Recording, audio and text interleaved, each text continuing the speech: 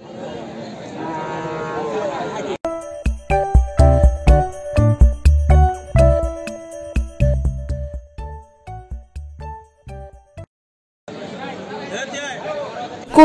ঈদ যতই ঘনিয়ে আসছে, ঠাকুরগাঁয়ের হাট বাজারগুলোতে ততই বাড়ছে কোরবানির গরুর বেচাকেনার ব্যস্ততা। তবে বাজারে দেখা দিয়েছে এক ধরনের বৈপরীত্য।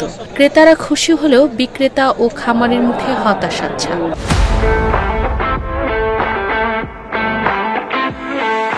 খামারিরা দীর্ঘদিন ধরে কোরবানির জন্য গরু প্রস্তুত করলেও এখন বাজারে কাঙ্ক্ষিত দাম মিলছে না। গরুর দাম কম, গরু খাবার দাম বেশি, ভুসি খুদি খোল, গরুর তো হাতে কাস্টমার নাই, খুব অবস্থা খারাপ হয়ে যায়। খুব খরচের টাকা আসে না, গরুর কিন্তু যেটা খরচের টাকা আসে, কি করবো এখন বলেন, উপায় নাই। খুব ভুসি পড়া 50-55 টাকা কেজি, খোল 60 টাকা কেজি। পূর্বের নেই এবারে হতাশাগ্রস্তর মধ্যে আছি। এর কারণ হচ্ছে গরুর আমদানি প্রচুর, গরুর উপস্থিতি অনেক, কিন্তু ক্রেতা কম। আর এই ক্রেতাটা বাইরে থেকে আসে, চট্টগ্রাম, সিলেট, ঢাকা, সিরাজগঞ্জ, টাঙ্গাইল, বিভিন্ন জায়গা থেকে আসতো। এবারে অর্ধেকেরও কম দেখতেছি তারা উপস্থিতি। ঠাকুরগাঁয়ের ক্রেতারা বলছেন, গত বছরের তুলনায় এবার দাম অনেক কম, তারা সহনীয় দামে গরু কিনতে পারছেন।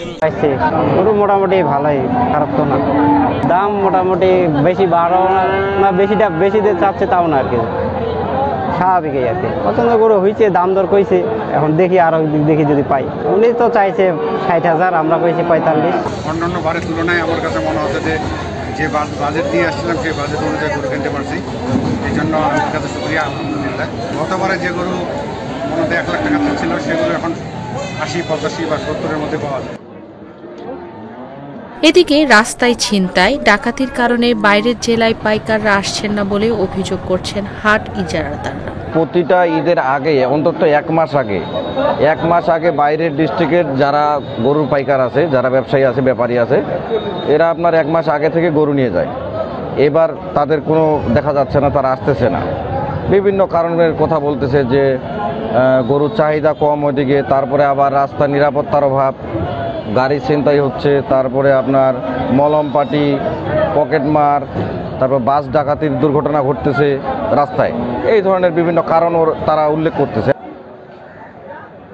জেলা প্রাণী সম্পদ কর্মকর্তা জানান, ঠাকুরগাঁও জেলায় কোরবানির পশুর চাহিদা 75,000, অথচ প্রস্তুত করা হয়েছে 91,000 পশু, যা চাহিদার তুলনায় প্রায় 16,000 বেশি। কোরবানিকে সামনে রেখে অনলাইনে বাজার চালু হয়েছে, যাতে খামারিরা ঘরে বসে গরু দেখে কিনতে পারেন এবং কোরবানির আগ পর্যন্ত এই গরুগুলা খামারে থাকবে, কোরবানির আগে তারা বাসায় নিয়ে যাবে। এছাড়া কোরবানিকে সামনে রেখে আমরা মনিটরিংয়ের ব্যবস্থা করছি খামারগুলোতে, এবং আমরা নিয়মিত যাতে স্টেরয়েড মুক্ত, সুস্থ সবল এবং নিরাপদ গরুর মাংস পাওয়া যায় তার জন্য ব্যবস্থা নিচ্ছি, এবং জনগণকে সচেতন করছি যাতে তারা ক্ষতিকারক কোনো কিছু না খাওয়ায় বা স্টেরয়েড ইনজেকশন না দেয়।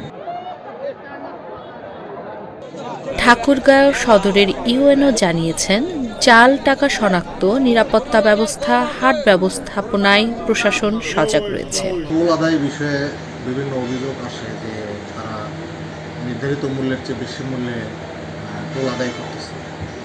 সেক্ষেত্রে আমরা সকল ইজারাদারকে ঠাকুরগাঁও যে 40টি হাট আছে, এই হাটের যে ইজারাদার সবাইকে বলে দেওয়া হয়েছে তারা প্রকাশ্য এবং দৃষ্টিগোচরযোগ্য স্থানে তারা মূল্য তালিকা, যে টোল রেট, এই রেটটা তারা টাঙিয়ে দিবে বা বিলবোর্ড স্থাপন করবে।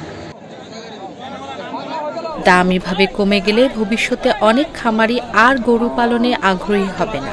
এতে দেশীয় পশুর যোগানেও সংকট তৈরি হবে বলে শঙ্কা সংশ্লিষ্টদের।